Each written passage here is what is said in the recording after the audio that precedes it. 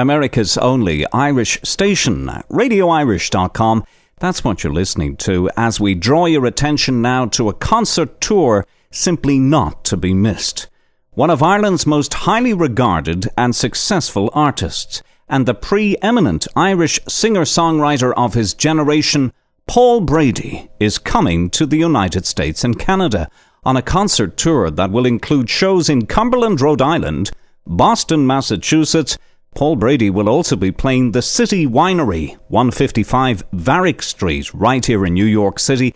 Then it's off to Toronto, Canada, followed by concerts in Pennsylvania, Virginia, West Virginia, before Paul takes off to Denmark and Dublin, where he'll return to one of his beloved venues, Vicar Street, and team up with the great Andy Irvine. And you can visit the official Paul Brady website, www.paulbrady.com, for all the tour dates, including details of how you can get your tickets for the much-anticipated show at the City Winery on Varick Street here in New York City on September the 24th, where Paul will team up with Diana Jones. And we know that the City Winery gig is fast selling out, so we have given you the heads up on that. Just click the picture of Paul Brady on the front page of radioirish.com and it'll bring you directly to www.paulbrady.com, and you can visit the City Winery at citywinery.com to get your tickets to see the great Paul Brady in concert right here in New York City on September the 24th, and we'll see you there. Bono has justly called Paul Brady the iron fist in the velvet glove of Irish music, with Bonnie Raitt saying of Paul Brady that he's probably the best melody writer I can think of. Brady has spent his career crossing borders of style while holding fast to substance, developing a wide array of tunes that smartly traverse folk and rock over a span of more than 40 years. A songwriter's songwriter, if ever there was one, Paul has amassed a body of work that stands to comparison with that of either Van Morrison or Jackson Browne, and has seen his work covered by artists as diverse as Bonnie Raitt, Lucy Kaplansky, Tina Turner, Cher, and Carlos Santana, to name just a few. He's written so many songs for so many world-class music artists, and sure, even the great Bob Dylan has written of him, "Some guys got it down, Leonard Cohen, Paul Brady, Lou Reed, secret heroes." And we're thrilled to be chatting with Paul Brady right here on Radio Irish. How are you, Paul? Hi, Sean. I'm good, thanks. Very good indeed. Well, you are proficient in a host of instruments, Paul, piano and guitar, to name just two. Do you have a favourite instrument, Paul, to play? I don't really have a favourite instrument, no.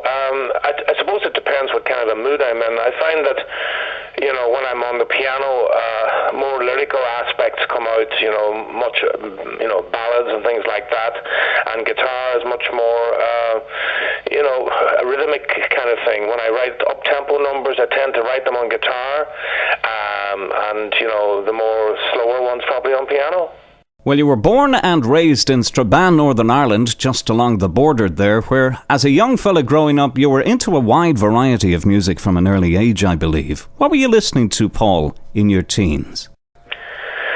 Well, I suppose I was listening to what was on, Radio Luxembourg, which was the main kind of pop station at the time in Ireland. I would have been listening to Radio Luxembourg, of course, was not based in Luxembourg necessarily. It actually came out of London. But I was listening to the Beatles and the Stones and the Beach Boys and Otis Redding and Ray Charles and that was in the, before I started to listen to Irish traditional music. Well, talk to me a bit about those early days in Dublin. What was Dublin like for you in the 60s when you were playing? What do you remember the most about the city's music scene? Well, what I remember most about it was that there was a huge mixture of music available, and people were drinking it all in without, being divided into kind of cliques as they tend to be now. Nowadays, people tend to say, well, I only listen to traditional music, or I only listen to pop pop music or dance music. But in those days, everybody listened to everything, and you could see the same people at a Sean O'Reilly or a Kiltary Coolan concert, traditional Irish music.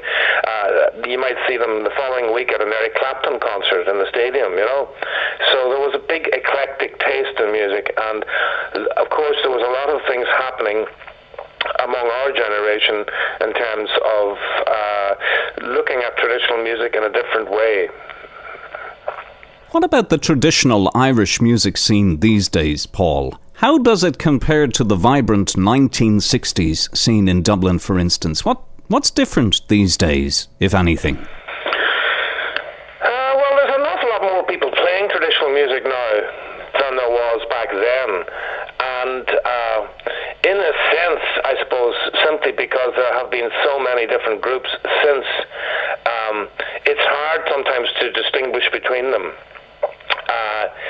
Back when I was starting off, I suppose there were groups like Planksty and the Bothy Band in the 70s, and before that the Dubliners, and I was in a group called the Johnstons. We did a lot of traditional music, and there were groups like Sweeney's Men too that Andy Irvine was in.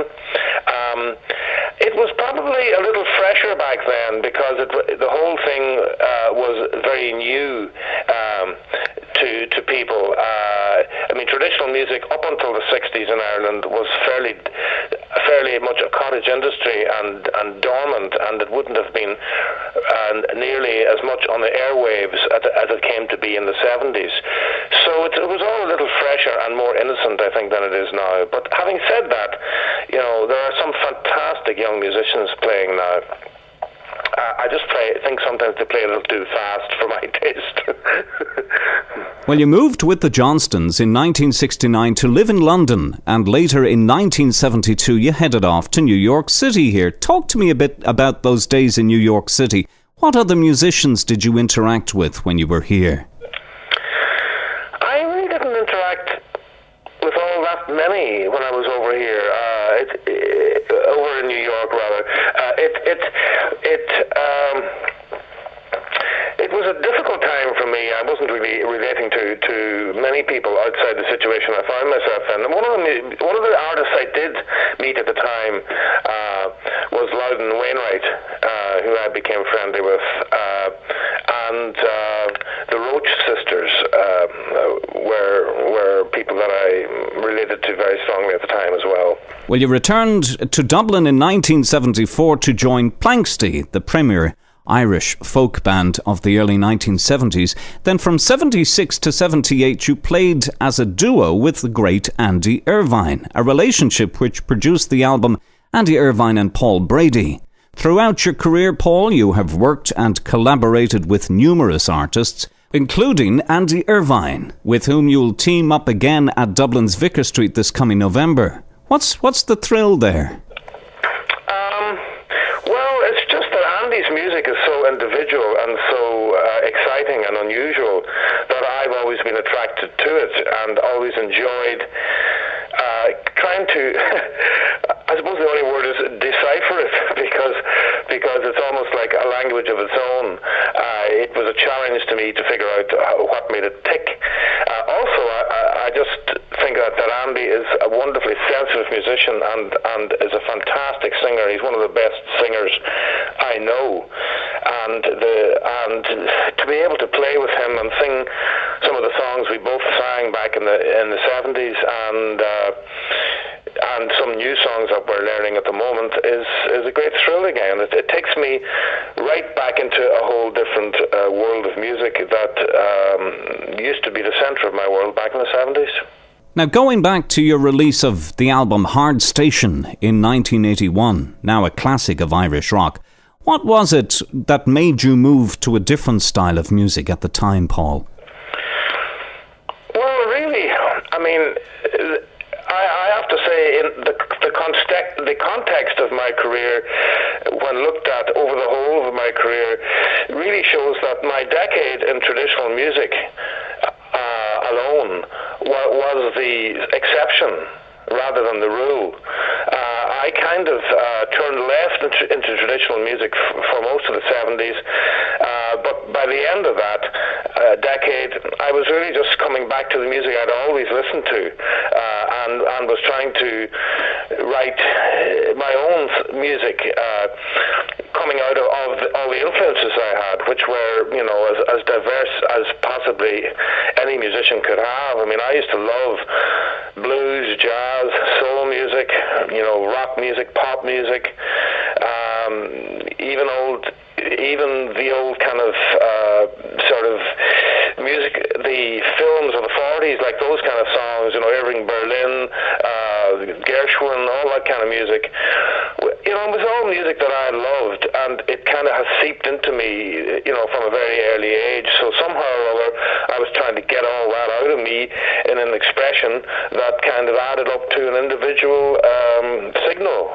And traditional music really was only a part of the picture with me. So, I mean, I don't think the move was as drastic as it was made out to be in the media at the time, simply because the first time I came to national prominence in Ireland was in traditional music. So that's the first time really people would have identified me as an artist at all. That's why they think the move was kind of dramatic, you know.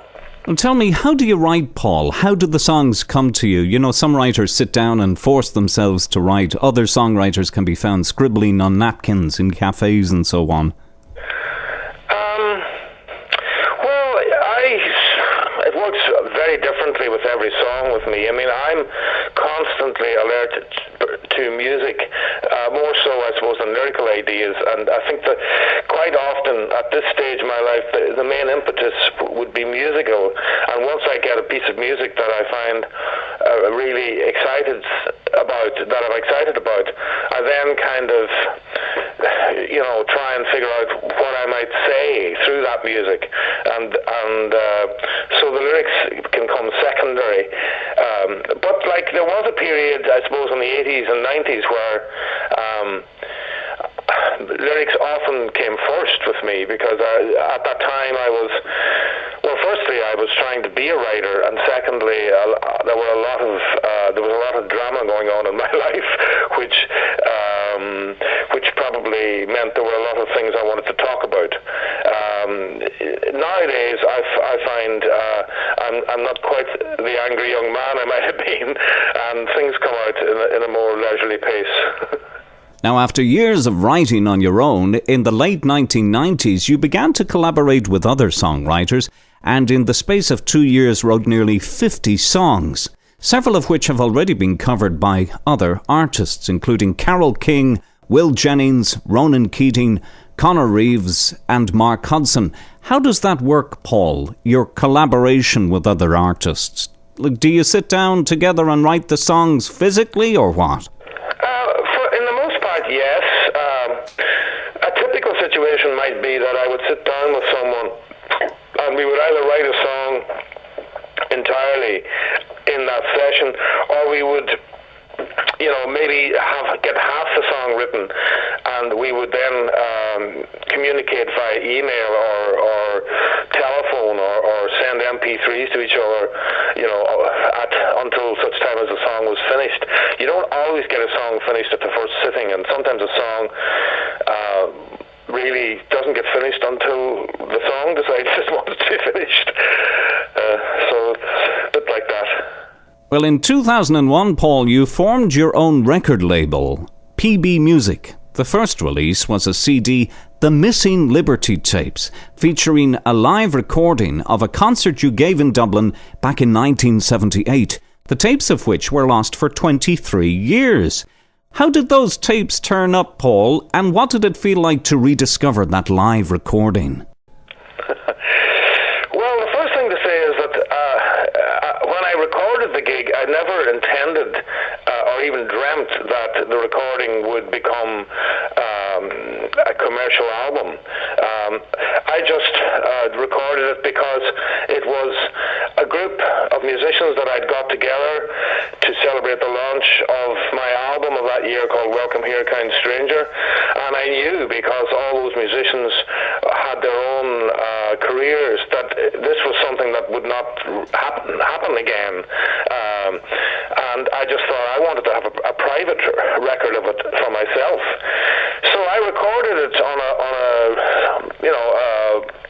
small reel-to-reel that I had, a reel-to-reel recorder, an Akai, which, would not have been a professional machine, but it was a pretty high-quality domestic machine. And the gig was recorded by the out front of house sound engineer, Brian Masterson, at the time, and he gave me 3 little boxes of tapes after the show, and I just took them home, and as my house filled up, things moved out of one room and into the attic or the loft and stuff, and these things just sat in a box for 23 years. And when I took them out, I was doing a clear out, and I found the tapes, and luckily enough I had the presence of mind to take them to a mastering studio straight away, and get them transferred onto digital in the first run of the tape, because like tapes that age can fall apart very quickly, and I was very lucky that I managed to capture the whole gig.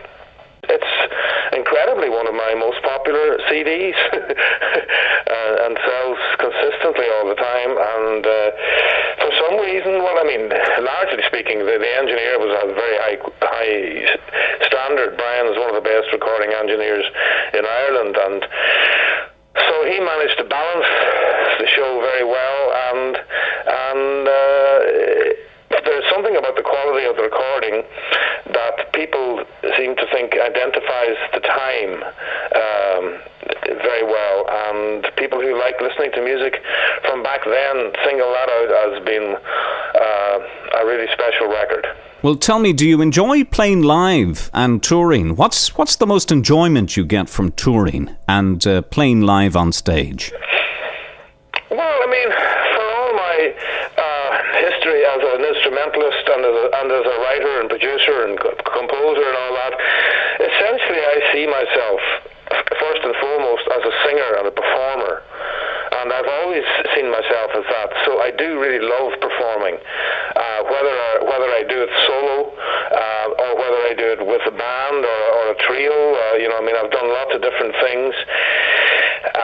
And I jump between them all the time. I find like if I'm playing, large festivals over here, like a band is great, but if I'm doing theaters, and my American show is going to be a very intimate show, so it'll be a solo show where I'll play piano, guitar and bouzouki and mandolin, and do a cross section, I suppose, of my entire career, including some of the traditional period. But I do love performing. I suppose the logistics of getting to and fro from gigs I'm not particularly mad about. I don't know if anybody these days enjoys air travel or traveling between different countries. But that said, once I'm on stage, I feel in a sense at home, and I feel that it's really one of the main reasons I'm meant to be on this planet is to perform. Bob Dylan has said in the booklet accompanying his 1985 box set Biograph, people get too famous too fast these days and it destroys them. Some guys got it down. Leonard Cohen, Paul Brady, Lou Reed. Secret heroes. How did that make you feel, Paul? Bob Dylan saying you were one of his secret heroes. Well, it was great. It was a huge surprise for a start. I had no notion that he'd ever heard of me. But subsequently I found out how he managed to do that through a mutual friend of ours called Happy Traum from Woodstock, New York, who was a friend of Dylan's in the 60s in the Greenwich Village days, and he is a big fan of Irish music, and he releases a product on a label called Homespun Tapes, which are really tutors, like artists. I did a guitar tutor for him, which was a sort of just a a DVD where I showed my technique, and he does that with loads and loads of different artists. But that aside, that's how Dylan heard of me, and he started listening to the records that I made with Andy Irvine and my solo record in the 70s, and he's very into Irish music, Dylan, and I mean he actually recorded versions of 3 of the songs that I had introduced to him: Arthur McBride, Mary and the Soldier, and the Lakes of Pontchartrain he was doing in his stage set for quite a few years. So he definitely seemed to pick up on music that I was making then, and it was very nice to get the name check. Well, in 2004, you recorded Say What You Feel, the album, out in Nashville, Tennessee. What did you enjoy most about being out there in Nashville, Paul? Well, I enjoyed the fact that the album was largely done live. You know, I mean, albums with me have tended to be fairly long, drawn-out affairs in the sense that when I find myself getting into a studio, I start getting into my head and concocting, I suppose, sonic landscapes that you can do in a studio, which put your songs in various different places, I suppose. The thing about the Nashville experience was it was very much live, and I just stood up in a room with an acoustic guitar and a few musicians standing around, and just counted 1, 2, 3, and off we went. I mean, and we didn't have a lot of time to rehearse the songs, so the songs came out kind of fresh and live, and that was and the musicians, of course, that I played with were all brilliant. I mean, and Nashville is full of really talented musicians, so it was a special record to make. Right, well, getting right up to date, talk to me about the new album HOOBA DOOBA, Paul. First of all, where did the title come from for the album? And what do the songs on this album reflect when it comes to where you are these days? Well, HOOBA DOOBA is really just it's just a sort of an exclamation that for some reason I make every so often. You know, if something turns out exceptionally well in life, you know, I go, HOOBA DOOBA, look at that, or something, you know. And I mean, in another way, it's probably just my version of the Flintstones, Yabba Dabba Doo. It's not really more serious than that. It was an accident, like most of my album titles are accidents, you know. I was in the studio of the artwork designer when we were trying to design the album cover, and he had various different options which he was showing me, and he showed me one, and he showed me two, and then the one came up that is now the album sleeve, and I was so blown away by it, I just kind of said, HOOBA DOOBA, that's good. And he said, is that the album title? And I said, no. He said, well, it should be. So I picked that as the album title. It's just a joke, really, you know, it's nothing very serious. The songs on the record, I suppose this record is stylistically more diverse than almost any record I've made. I mean, a lot of my records are quite diverse stylistically because, as I said earlier, you know, I've loved so many different types of music in my life, and I have been blessed with being able to express myself through a lot of them. But this one is probably more diverse than any of the others, and other than that, really, it's just it's a Paul Brady record. In a way, it's not all that huge a revolution from the last one. It's just where I am right now.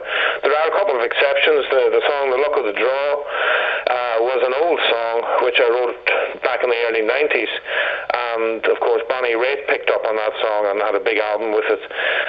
with it as a title, and so I always kind of had a different take on the song, and I thought, I'd record it on this record. Well, on the album HOOBA DOOBA, Paul, is there any one gist or theme to the album? There are words in the song titles like The Price of Fame, The Winner's Ball, Luck of the Draw, Money to Burn, and Follow That Star, which seem to suggest, to me anyway, a kind of a theme running through the album. Well, I suppose, when you look at it from the outside and you point out things like that, yes, there is. I suppose it's hard for me, I'm so inside it, to kind of draw it all together like that. Well, yes, The Price of Fame, and The Winner's Ball, I guess, are comments in a way on the obsession nowadays with celebrity, and this whole kind of American Idol thing over here, the X Factor, the fact that everybody wants to be famous and feels that that's all it is to make people happy, and of course it's not at all. And so there is a reflection on that, and there is Money to Burn really is it's a comment really on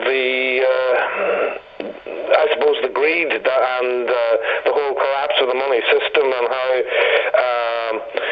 really, in spite of the fact that people have taken massive hits in the Western world, they still are much better off than 90% of the rest of the world, most of whom are totally in poverty.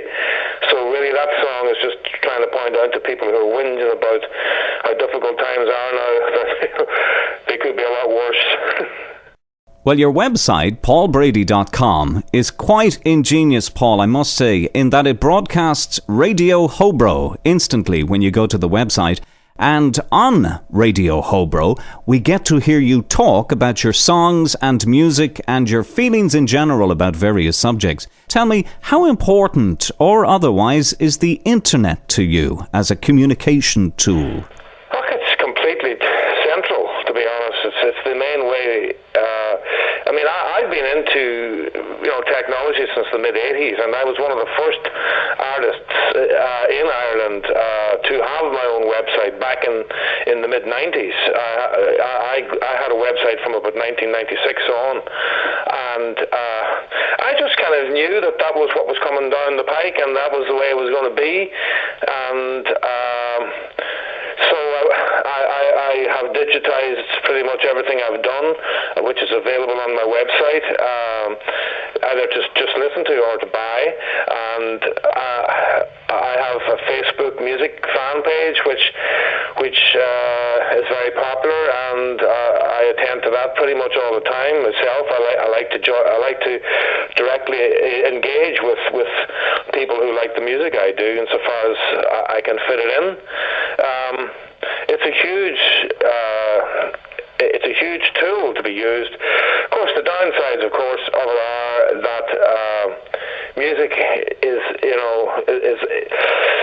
I suppose people download music quite often now and they don't pay for it, but that's basically one of the ways the world moves on. And I think eventually that we will find a way to monetize the digital world in a way that keeps everybody happy.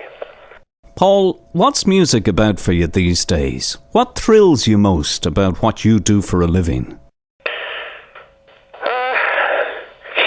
Just the main thing that thrills me with music is that when I fully give myself over to it, it transforms me as a person and makes me slightly larger than life, which it's exciting to me.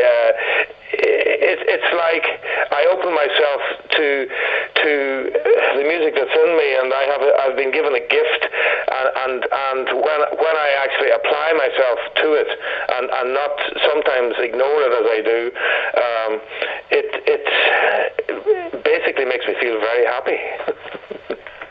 Well, Paul, we're going to play a track from your new album, HOOBA DOOBA, right here on Radio Irish. And we want to thank you very much for joining us here on Radio Irish today. It's been a great honour to have this chat with you. Well, thank you, Sean, and hopefully, will I get to see you when I'm in America, or will you be able to? Well, we wouldn't miss it for the world, Paul, and it'll be great to see you there at the City Winery, 155 Varick Street, right here in New York City. Okay, I look forward to seeing you. Thanks very much, Paul. Paul Brady continues to push out the boundaries not only of his own talent, but of Irish contemporary music in the new millennium. And you can visit paulbrady.com to enjoy Radio Hobro and to purchase Paul Brady's music, and there's quite an extensive website there to enjoy. And you'll hear Paul talk about his music and life in general. And also the tour dates. Paul Brady tours the United States and Canada. www.paulbrady.com. What a treat and what an honour. You're listening to America's only Irish station, RadioIrish.com. And from the album HOOBA DOOBA, available on iTunes and at paulbrady.com, we're going to play the first track from that album. This is Cry It Out. The great Paul Brady. Radio Irish. 'Cause there's a little bit of Ireland in all of us.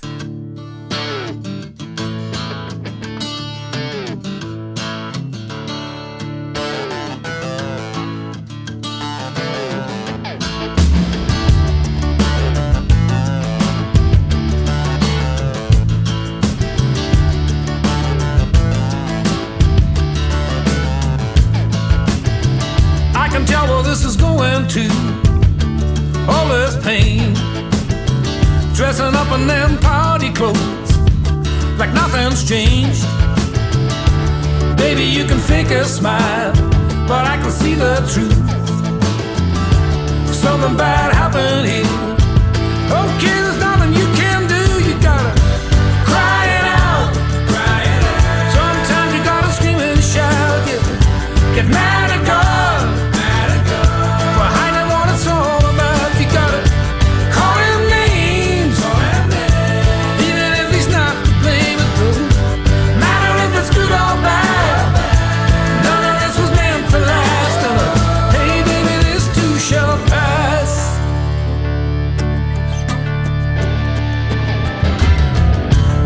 The devil at your heels, and you won't slow down, chasing you from bar to bar, all over town.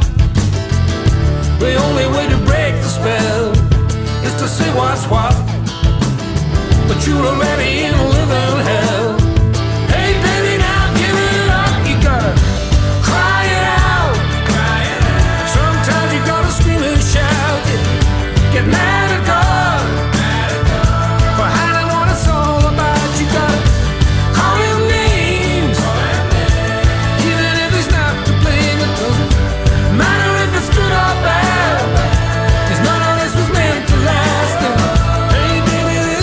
Jump